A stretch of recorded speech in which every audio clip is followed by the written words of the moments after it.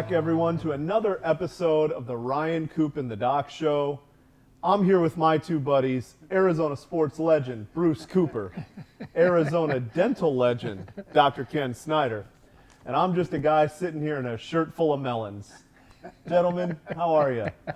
Hey, Super, doing Ryan. great. Yeah, I'm doing great. You look great, Coop, too. I'll tell you. Well, you know, Doc, I don't know if I feel so great, though. I mean, heck, I'm taking it on the fanny again, once again. Doc has me lose in the championship game. Look, my final four picks, they came out just horribly. I was done with that in the first round there. But once it got down to the final four, Doc and I decided we'd make a little wager, see who would win. And, of course, Doc wins with his pick of Kansas. I lose with mine of North Carolina. Boy. That's rough. Yeah, it is rough because poor Coop. I mean, I think I kind of skunked you on the Super Bowl. I think I kind of skunked you on the college football championships and the basketball. I got to get a new belt to get all these notches on them. I need a cushion to place my behind on. It's getting so sore. I do not bet Doc, but if you'd like to support Coop's fund for all the meals that he owes Doc, you email us. Yeah, please. And Doc, you told me something interesting about the month of April. Tell us what the month of April is. The month of April, believe it or not, is National Quiz Month. Oh boy. So with that in mind, I thought we can't pass this up. So I have a little quiz for you guys. Oh, jeez. I know. Doc, why couldn't it be something simple like National Pie Month? I mean, you bring pie for us. I mean, come on. That's every month. Okay. All right.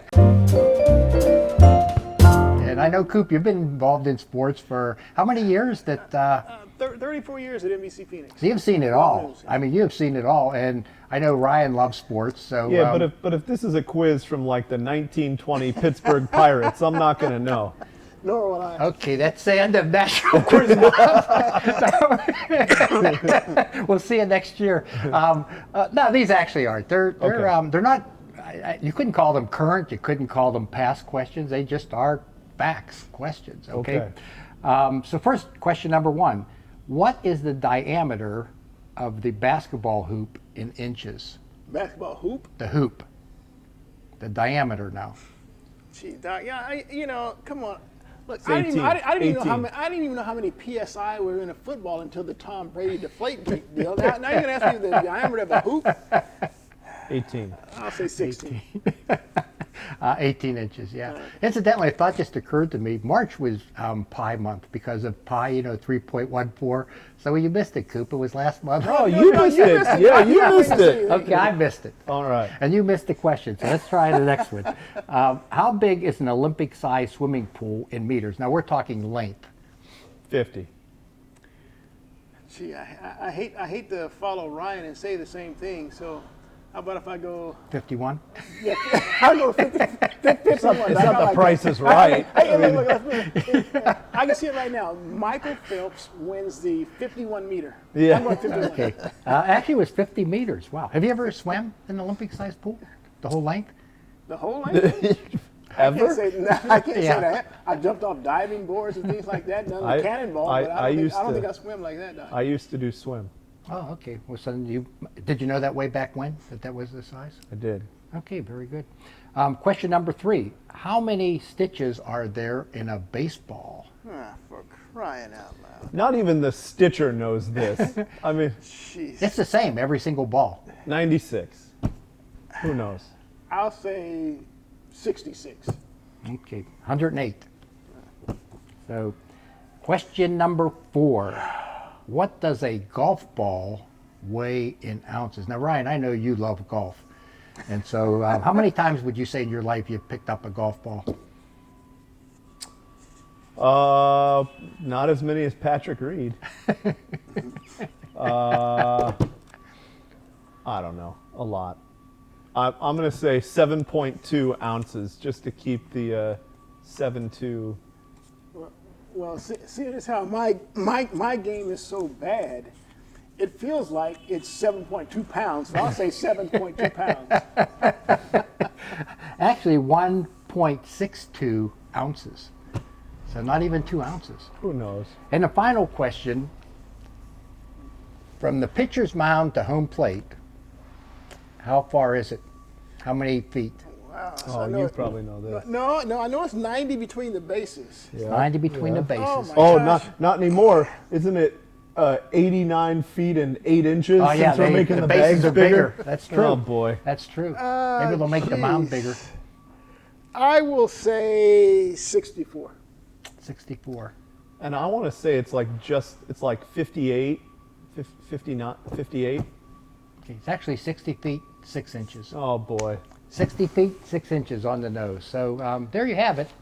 Well, National Quiz Month. Well, Doc, I still would have preferred the pie.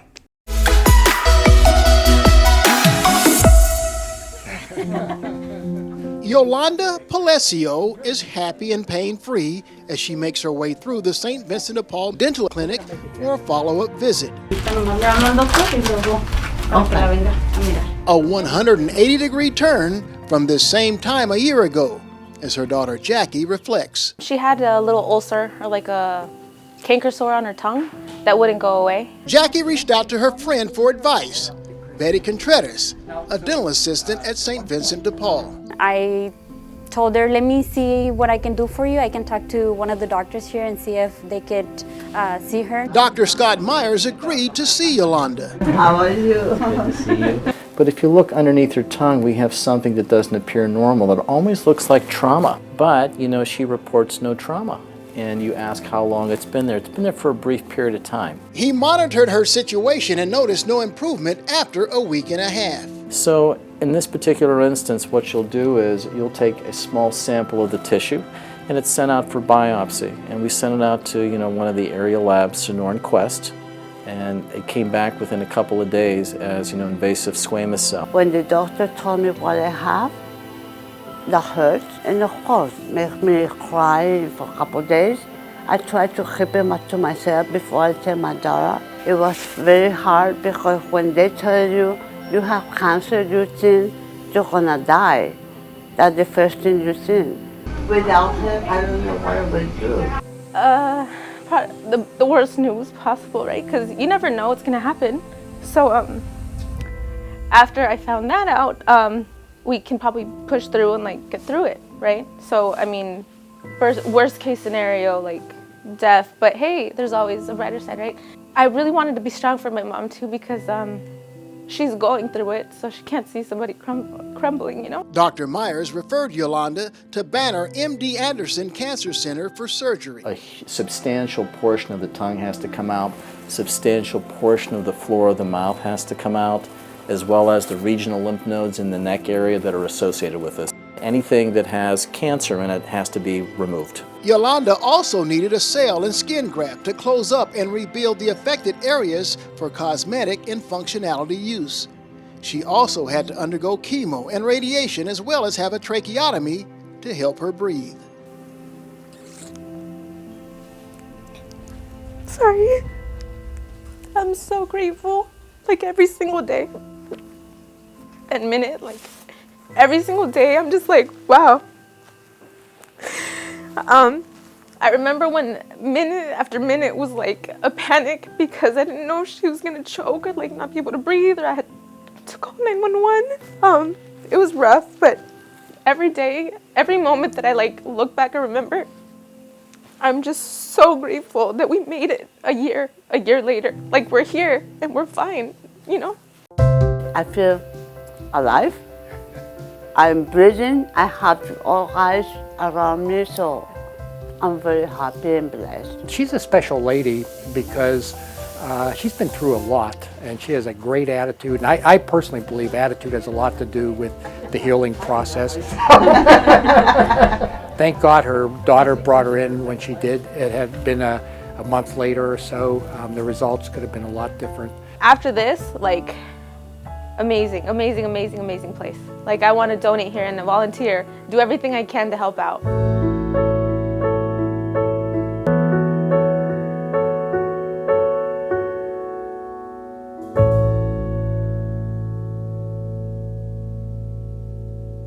if any of you have not come down and seen what Delta Dental's made possible, what our other donors have made possible, have seen the Wall of Smiles with Doc, we just invite you down. Email us, rcd@svdpaz.org, and we'll get you connected with Doc, and we'll give you a tour. What you will see is life-changing, and one of the things you might see is the life that we together on this show have already changed, right? Yeah. And so we're going to do something a little bit different with our Adopt a Patient. We a few months ago, or I guess it would be weeks ago actually, we featured Junior G, a 24-year-old young fella. He had been in an auto accident. The airbag went off. It shattered his front teeth. They were loose for over a year. He kept putting his teeth back up in. He couldn't chew on them or anything like that. And so to put him back together on the outside, it was going to run $10,000. To do it here at St. Vincent de Paul, with paying for just the materials and lab fees and so forth, we got it down to $1,300. And I'm happy to say a husband and wife donor came through and adopted Junior. And you can see the picture there of him just with his temporary bridge, because we had to extract the 2 teeth that were fractured, and until that heals, we can't make the permanent bridge. But he was so happy. I mean, this kid is like unbelievable. He's on cloud 9. He can bite into food. He can chew. He can smile. Doesn't have to worry about going to bed at night and swallowing his teeth. It's changing his life. And like I say, we're just in the preliminary stage. Once we get the final bridge work in, I'd like to show the viewing audience that and just see what a huge difference it makes in this young fellow's life. It's incredible, and it happens every day in our dental clinic. Every single day for someone like Junior, with the help of donors and supporters like you all. And so we want to say thank you. This is the reason that us 3 decided to do this. We have a lot of fun. We wear shirts with melons on it. We change our shirts. Yeah, we change our hats every now and then. But this is why we do it, and we invite you to be a part of it. Every show that we have, we invite you to be a part of it. So thank you for doing it. Thank you for being here with us. Doc had National Quiz Month, a little quizzes and stuff. This is also NFL Draft Month. Yes, it I'm is. not going to ask anybody for a player, but I'm going to ask you which position do you think the Cardinals will use their first round pick on, number 23 in this draft? Okay, Doc, go with you first. Which position? They say defense wins games, but I don't think it does anymore. I think it's offense in the NFL the way it's structured today. It used to be defense. I know they lost their running back, and Connor, he has a injury-prone type career, and so and I think still running the ball sets up what you can do passing, especially with a quarterback like Kyler Murray. If they have to play the run, they can't quite key in on him. So I think they're going to come up with a running back. That's what I think. Doc says running back. What do you say? I don't know if I would have had running back in my top 5. Deep wide receiver draft. So I'm thinking we that's a shot. However, I think they're going to get a big boy on that offensive line. Or defensive line. I think they're sticking someone down there in the middle to kind of eat up a couple of the offensive linemen from the other team and free up what meager defensive ends and linebackers we have. I don't think you're going to see Steve Keim go for a skill player this year. We've had some interesting mixed bag with skill players, so I think it's going to be a big boy on the defensive line. Well, they lost Chandler Jones, so their ability to rush the passer is going to be limited with Marcus Golden now, unless they come up with someone in the draft here.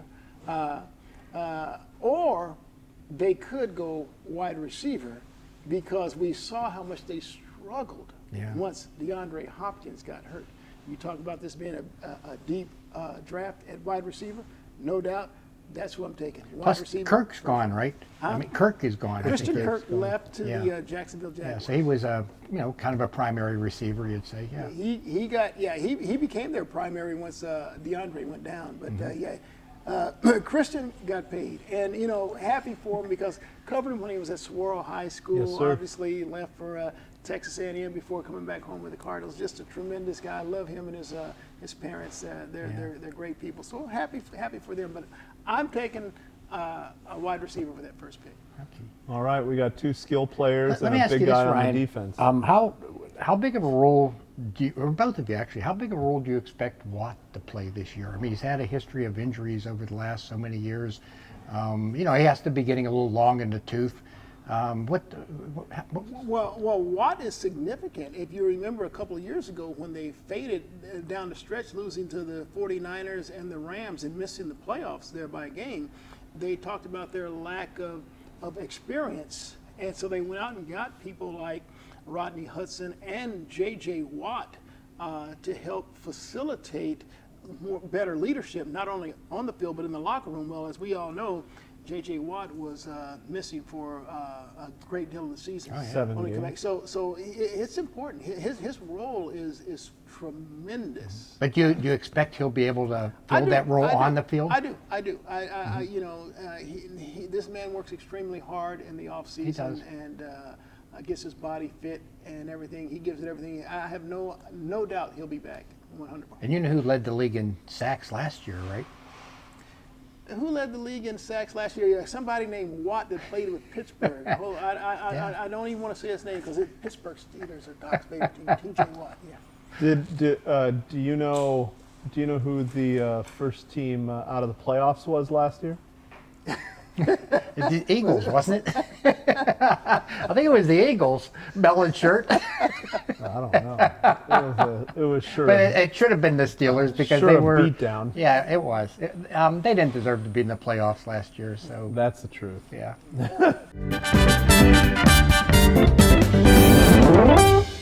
We had our playoffs last week with Ryan's riddle and Coop. Finally, you got it right. I got one right. You got that one right. Yes. So, look, for those of you that forgot, before we jump in to Ryan's riddle this week, here's the riddle that Coop got right. If there are 3 apples Okay. and you take away 2, Oh, there's one apple. how left. many apples do you have?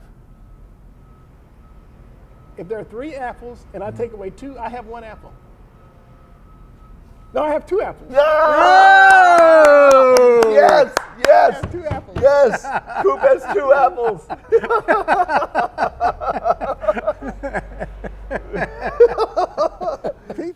Bruce Cooper, Riddle King of Arizona. Congratulations.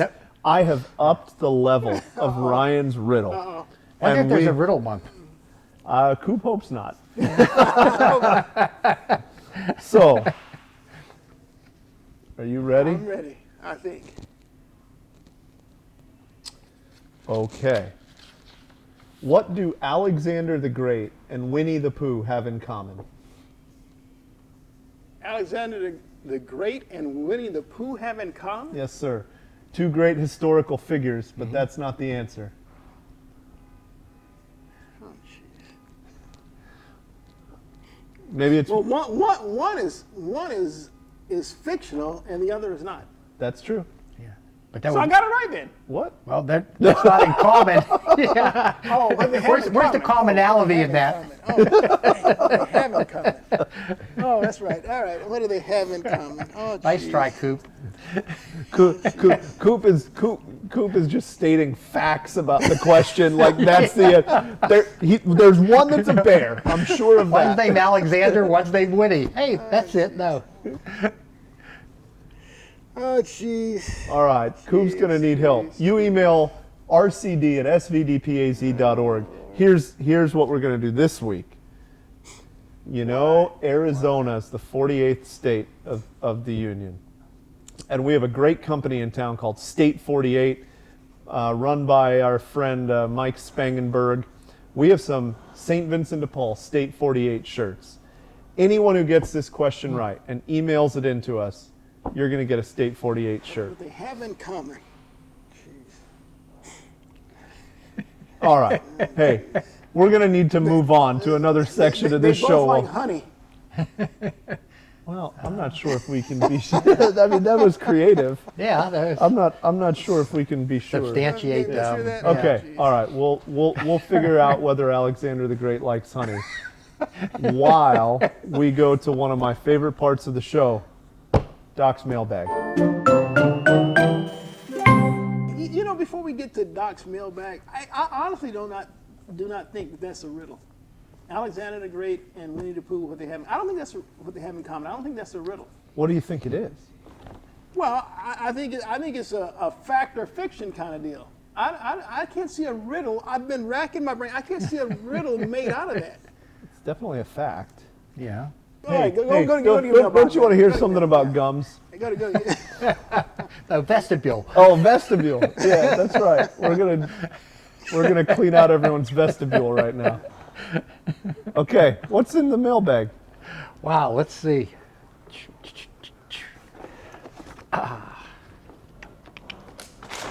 All right. Why don't people email Doc, by the way? Well, the Pony Express, they can't deliver email by Pony Express. Everyone should start emailing Doc. We got a whole bag down here. Dear Doc, how come I couldn't email you? No, dear Doc, my 4-year-old has spaces between his baby teeth. Does that mean he will need braces in the future? Here's the thing about baby teeth. Okay, obviously they're smaller than permanent teeth. And so the permanent teeth, when they come in, they take up more room than the baby teeth. And so if you actually have, and this is just a rough rule of thumb, but if your child has spaces in between their baby teeth, chances are they're not going to need orthodontics, as they become a teenager or whatever. If their baby teeth look perfectly aligned, there's chances they're going to need minor orthodontics. And if their baby teeth are crowded, start saving your bucks because they're going to need major orthodontics. Now, all that being said, there are other factors that come into play. For example, some people are thumb suckers, and if the child sucks their thumb up to like about 3rd or 4th grade or something like that, they'll actually change the shape of their upper arch, and they may need, and the upper teeth will actually flare out, and so they probably need braces to bring them back in. We also have what we call tongue thrusters, and these are kids who are always pushing their tongue up against the inside of their upper teeth, and they'll push them out. And usually if they're a thumb sucker, you'll see it on one side or the other where it'll kind of be warped, the upper arch. On the other hand, if they are a tongue thruster, it actually is kind of bilateral. Now, all that being said, heredity still plays a big part. If a lot of people in the family have great big lower jaws and they stick out further than their upper jaw, we used to call that the Dick Tracy look, and it's also called prognathism. They may need orthodontic work to get the teeth back into line. If the upper arch is too small, they may need an appliance and so forth to help it expand, because up until around the age 14 or 15, the bone is still growing. And so we can take advantage of that a lot of times and line the teeth up a little bit better. But overall, generally by age 3, all of the baby teeth are in. And that's not a bad time if you visit your dentist. Just say, hey, does my child need to see an orthodontist?